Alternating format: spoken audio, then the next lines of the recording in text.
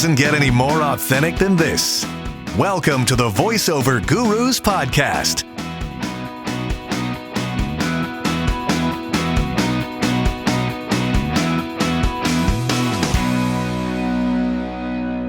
Wonderful. Okay. Welcome back to the Voiceover Gurus Podcast. I'm Linda Bruno. Welcome, welcome. Hopefully you've had a chance to hit up our community and join, because we have so many fun events in there, and we have free stuff for you to do, like a weekly script read challenge that everybody is enjoying, because you get to hear your fellow actors, voice actors, perform the same script. So head on over to voiceover.guru and you can see a big sign there that says community that you can join. So a guest today is going to come on, is on in here with this room with me. Not my room. I wish you were here. Going to chat about something that is on everybody's mind. And it's great to discuss. So I want to welcome Rolf Veldman to the podcast. Hello. No, thank you so much for having me. It's wonderful to be here. Yeah. So, right. I know that Backstage purchased Voice123, right? In 2021. Okay. So are you still the CEO? Yeah. Yeah, I'm still the CEO. And actually, even a couple of months later, Backstage got bought by Casting Crew. Oh, gosh. So it was like a whirlwind of changes. The whole reason we wanted to, like the original founders, they wanted to focus on other ventures they had started. So they wanted to go out. They had tried and tested multiple teams to take Voice on 3 to the next phase. We had a real good connection. So for a couple of years, they basically trained me and then put me in the role, and we found basically Backstage together, transitioned in, and I'm still CEO in that group. There's a group of companies under the same holding, so to speak, but we all operate individually. Okay. So lots of changes, because you were on my podcast years ago. Yeah. At that point, you were in the Netherlands. Are you still there? I'm still in the Netherlands, yeah. Ever since, I think, 2011, 2012, Voice on 3 has been a remote company. Mm-hmm. So actually, when I first started working at Voice on 3, I lived in Colombia. I was trying to maybe move to Canada, but then COVID happened, so we moved back to the Netherlands, where I'm from, as my accent most probably will tell you. So yeah, now I'm living in the Netherlands. What's the weather like right now? It's October. I am sitting on top of a heater. Oh, it's that cold. It's actually right down at my feet. Yeah, no, it is. The weather is turning. Yeah, winter is slowly coming. Yeah. Okay, great. I just wanted to get the little backstory there, because I remember years ago you being on the show and discussing all of this. Okay, so yeah, let's hear the news and what Voice123 is doing to help protect us as voice talent. Yeah, so we've been, as some listeners might know, Voice123 has had their eye on AI for like the last 7 years almost. I remember when I joined in 2016, it was already with the mission to say, okay, AI is coming. How can this become part of the voiceover ecosystem, or is this going to replace us all? Like it started off with fear, but as I learned more and more about AI and voiceover, I learned more and more about, okay, there's a lot of opportunity as well, but there needs to be a fundamental layer within the ecosystem that builds trust. What I mean by that is, we all have the fear, as many voice actors have the fear, like, what if they take our voices, create new voices, or what if I take my audition? I think even before AI, this was an issue, right? What if I take my audition and they use it? So that's forever been an issue. So we said, whatever we're going to do with AI, in Voice on 3 or in ecosystem at large, it's good to work on some fundamentals. So we've been working on a thing called the Voice Credential Authenticity Initiative. I know it's a very fancy. Yeah, it sounds very fancy. It is not our words. It came from Adobe, who did a similar thing with designers, where they basically make sure that every human created design has sort of a watermark on top of it.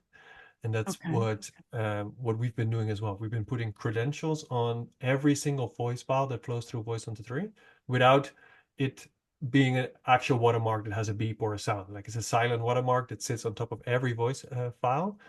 And we turn that into something even bigger. We call it Voice ID. It's like a fingerprint of your voice. So we want to get to a place where whether you might have maybe the suspicion that somebody uses your audio, you're able to upload that audio or download, take that audio from wherever you hear it, upload it to the voice portal in Voice123, and you can say, hey, that's my voice. We'll tell you with accuracy that's your voice. It's like a Shazam for voiceover, for those who knows. Wow. part. So I know there's so much in the back end here, something that I would never understand, but explain to me how prior you were able to put this watermark. What is the process of that onto an audio file from a talent? Yeah, so without getting too technical, that's basically we have such a big data set of all these voice files that flow through Voice123, and we basically all give them a unique code, and then we start training the system, saying, okay, hey, this is all this person voice, this is all this person voice, this is all person voice.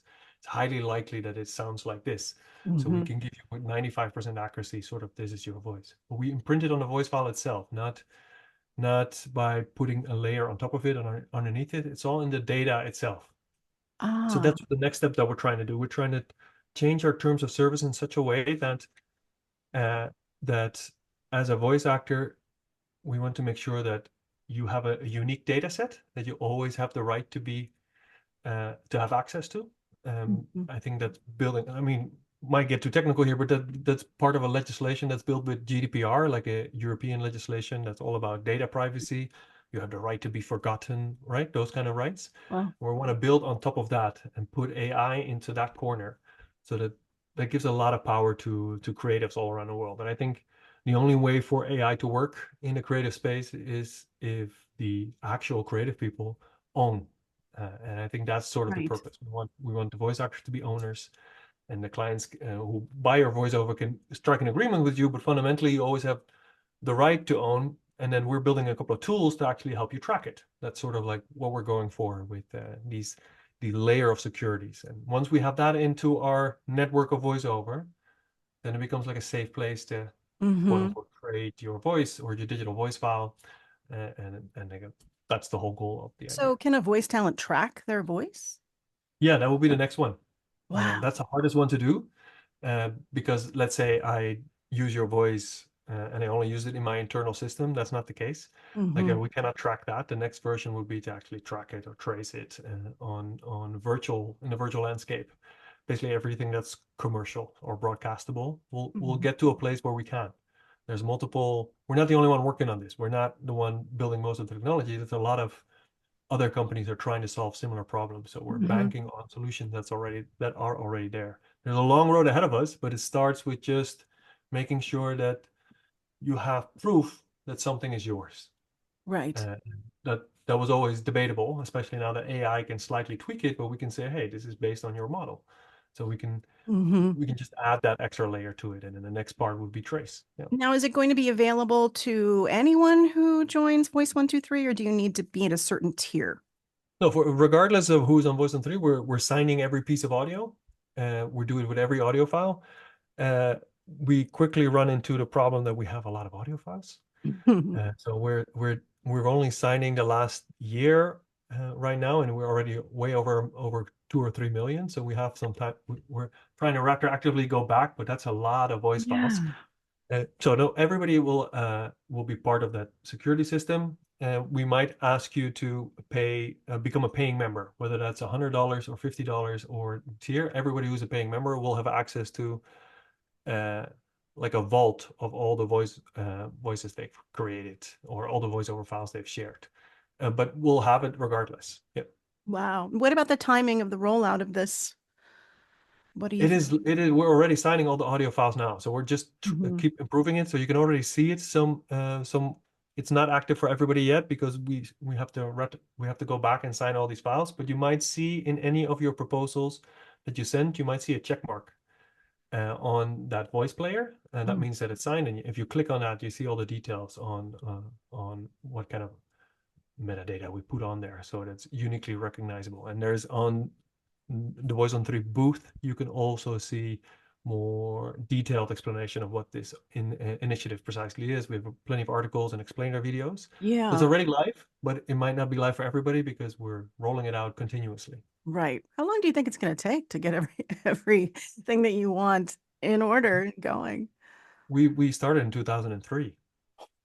So if we want to go all the way back, it will take ages. No, but we have something that's available live latest by the end of October. For everybody can see their thing by latest at the end of October. We're just That's really cool. That is really cool. Yeah. Yeah. That's fascinating. So we're very excited about this part. Yeah. Yeah, I mean, because of course, like, everybody, talent, we're freaking out, Yeah. and seeing these speech systems come into play and hearing going, oh my gosh, that sounds just like me. Not thinking it is me, but it is an AI voice that's been, manipulated. Um, Yeah, and it this becomes also, something completely new, right? So is it then, right. are you competing with yourself somehow? Like we have another thing that we've been testing on Voice on 3 where we have voice actors who already have a voice model with a company Mm-hmm. that they have an agreement with themselves, and we showcase them on the search. And we had almost like an internal debate where we had one group of Voice on 3 team members who said, well, everybody's going to buy it. And then Mm-hmm. another group of team members said, no, everybody's going to use it to shortcut auditions. Mm. What I mean by that is, and that's the second one is the most common use case. It's a beta version of Voice on 3. You can go to it right now if you go to Voice on 3 /search, and then you can click on the beta. What is happening is that voice actors are getting booked based on auditions done by their AI model, Interesting. but they're not buying the AI. They see, okay, this script sounds good in your voice. I want to work with you. Mm-hmm.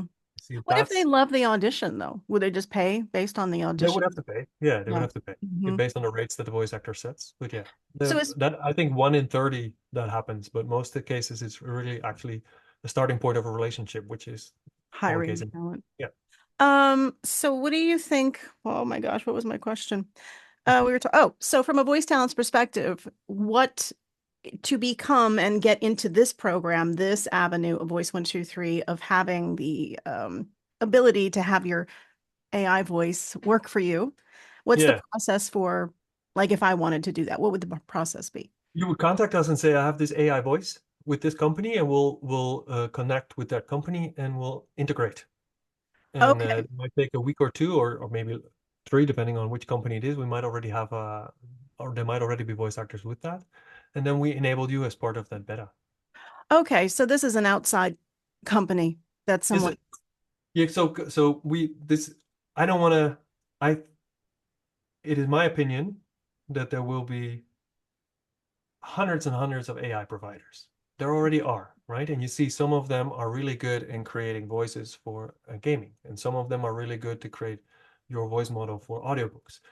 So similar to voice actors, there's always going to be these kind of companies that specialize. So if right. you're a voice actor that wants it for audiobooks, you're going to work with this company. And I think the Hmm. voice actors should choose. And we are a network where voiceover happens. So we just want to expose the relationship you have in a similar way that voice actors have Source Connect. I think in a matter of time, all voice actors will have one or two of their AI models, and that you want to have on your own website and maybe on Hmm. places like Voiceover 3. So we basically, instead of forcing you to work with only us or with only one or two providers, you can work with whoever you want, and we'll connect with it. Wow. That's amazing. Amazing. Like, just, I don't know, the whole concept really blows my mind, but I'm excited that you guys are on the path for it, because I've always felt that your company was the most transparent of all these pay to plays and the one that I recommend to students. Just I can, because I've always had a very good experience with it and initially built my career off of Voice 123 back in 2006. And that's like and that's nice to hear because those are exactly the stories we almost never hear. Yeah. Uh, Not because they don't happen, but because we're such a platform that's more open. So what Mhm. tends to happen is people build their career, and as you know, how you build a career is you land a relationship with the client, and that becomes a Yep. repeat client, right? Right. And they book you hopefully for multiple jobs throughout a series of years. We're But we only see that 2024. We're first contact point. 2024, and I'm still working with some of those people. There I we know. go. I know. And I we know. don't even see that first one. We never, most likely never saw that you got booked because people put their email in there or they move, they see, Right. always see that audition. So we're seeing like this part of the voiceover industry, like a very small part.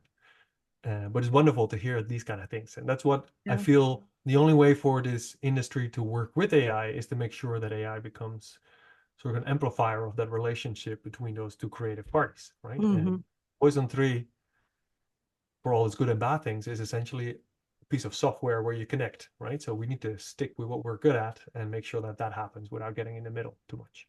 I guess the big concern that I hear is that because there are so many people auditioning, they feel like they're getting lost. Um, Yeah, it's hard. yeah. I think we have last the last year I checked before we record this podcast, I think we had 111,000 active voice actors. Wow. So That's a lot of people. I thought about this morning and I was talking to my assistant about it and saying about how I hear that. But then when I started in the business, when it was face to face and there was no internet, I would go 6-month periods with nothing. And I Yeah. was auditioning all the time. So I kind of feel like it's the same thing. It's just a different format now. The landscape's different. So people have to adjust their expectations. Yeah, and there's also more audio than ever compared to like Right. 2006 or even 2 years ago. There's more voiceover being created than ever. Right. So there's somehow still space for more. Yeah. But yeah, it's very competitive, especially in the beginning. Those first couple of years of a voiceover actor career where you're trying to build those relationships that last, so you have sort of a foundation income. That's yeah, it's hard, and we're just one source. Like that's why people go to other casting sites, or they go to agents, Right. or they have their own direct marketing. My advice would always be choose in the beginning, in your first year, choose one And of those focus on. avenues, and Mhm. until you conquer them, do the next one. What we see a lot of starting talent do with Voice on 3, particularly, or with other casting sites, is that they try 3 or 4 casting sites at the same time, but also going after an agent and doing direct marketing, and that's completely overwhelming. Like People get get related anxious, with one. they're Yeah, excited. They want to book jobs yeah, and realize that it's a slow process. Did yeah, you know that during COVID, was there a huge influx of signups? massive. Yeah. Yeah, massively. Multiple reasons, but mostly like the I think the voiceover industry was one of the first industries to go remote because a lot of people already Right. have their home studio, right? Hmm.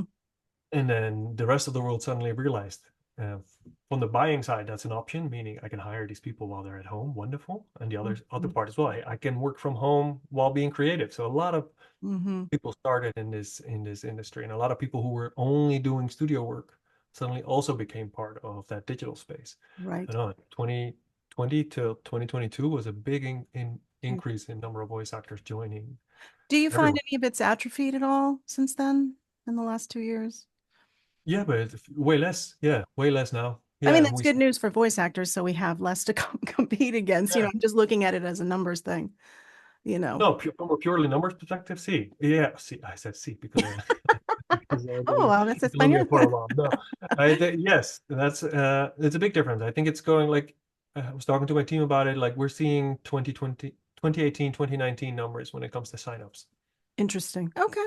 So people starting and those new actors. But every year, uh, there even before COVID, there's a lot of people starting out because it's such a fun and amazing thing to do. I know.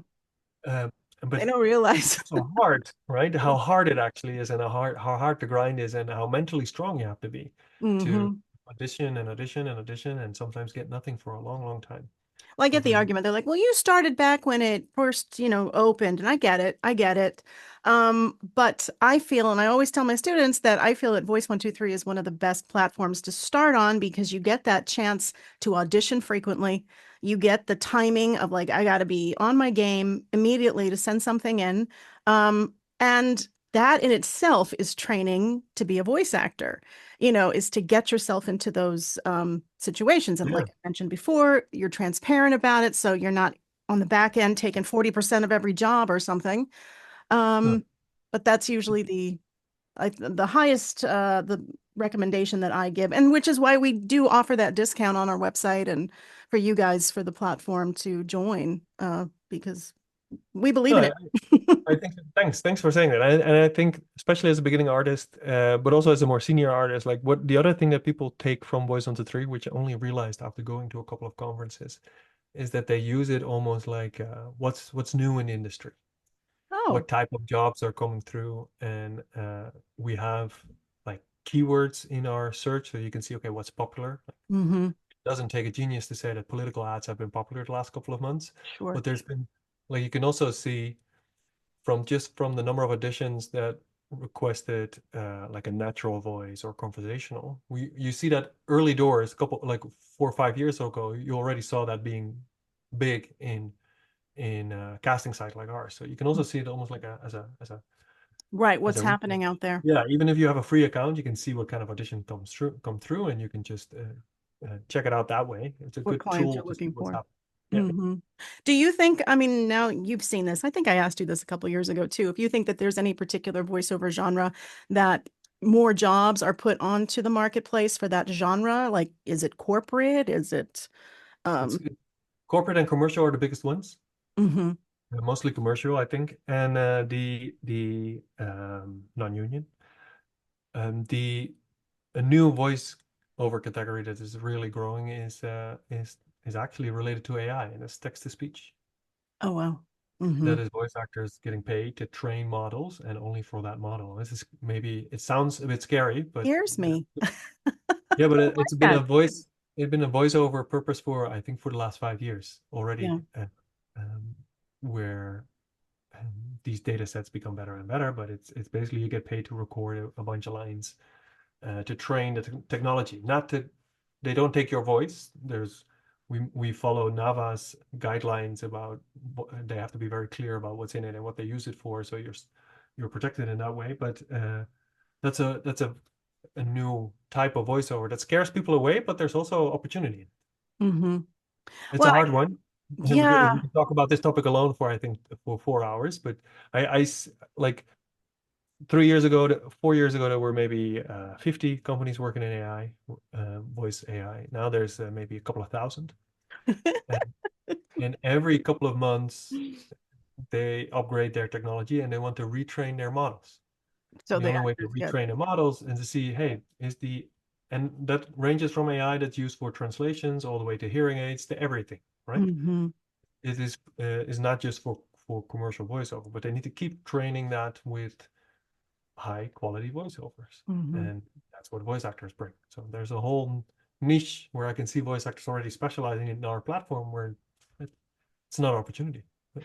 I feel like though it's such a, I get it.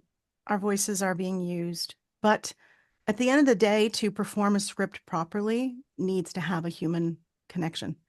Um, Yeah, and our ears can tell when there's something dead behind the microphone or 100%. Yeah. alive. And I know I do get scared with the text to speech, but then I remind myself and I say, wait a minute, if anyone who actually wants to hire a quality voiceover, if you want to do something that's going to be scratch track for your project or your YouTube channel or whatever, that's fine. But we're still humans. And I guess until AI learns how to feel, I feel Yeah. okay. And even then, even if they know how to feel, they don't know how to like that's AI is never going to replace voice actors. It's going to be like I believe in a 90-10 rule when it comes to AI. It means that some clients will want to use 90% of your AI voice, but they need you in the studio for that 10% for that specific section of whether it's an audiobook or a commercial. And it's also the other way around, where I want you to perform, but I want to save time in post-production. Or I want Mhm. to use maybe there's an informational side to your voice to a project that I have that doesn't require a big acting performance. It's just information. And Right. I might use the 10% for that, right? It ends up you having a relationship again with a client that might have both needs instead of Mhm. and it almost becomes you almost become the person who gives a membership to the client. But Mm. what I'm trying to say is that the human is present in both of those areas. Right. And when it gets creative, that's where you like AI doesn't replace art. Right. Never does.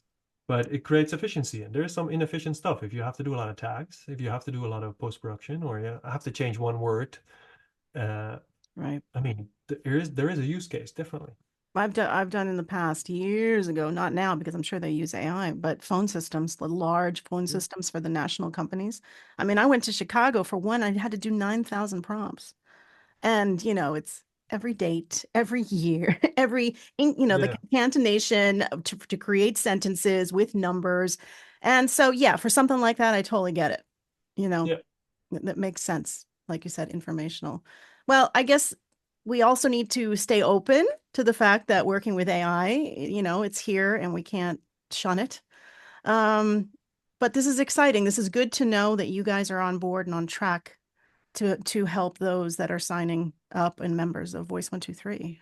Yeah, I think protection is key. Like we're now in a period where governments all around the world are struggling with what kind of legal framework does this need. There are Mhm. some good templates of contracts already out there. but I can see the momentum shifting. So SAG-AFTRA had a couple of good wins, also in EU as well. Like it's only a matter of time before there is more protection. Right. But then you need to enforce it, right? One Right. thing is to have the rule, and the other thing is to have it enforced. That's why we're working on these tools. These tools are a way to give voice actors like proof and a way to enforce their own protection. I hope that somehow comes together over time. Yeah. Well, that's great. And the fact that you said it's already currently being applied is Yep. wonderful. So, crew, if you're already on Voice123, you're gonna have to check out your profile and see how your auditions are being labeled. This is great. Thank you so much, Rolf, for explaining everything, coming on the podcast, talking about it. No, thanks for having me. Yeah, it's Appreciate wonderful. your time. And like I mentioned, if you join our free community, we have in the resources section a link to grab a discount to join Voice123. That I think is a great entry point for you if you're just starting out with voiceover, as I've discussed before. But everyone, thank you for joining me. Have a great rest of your day. Thanks so much. Fantastic.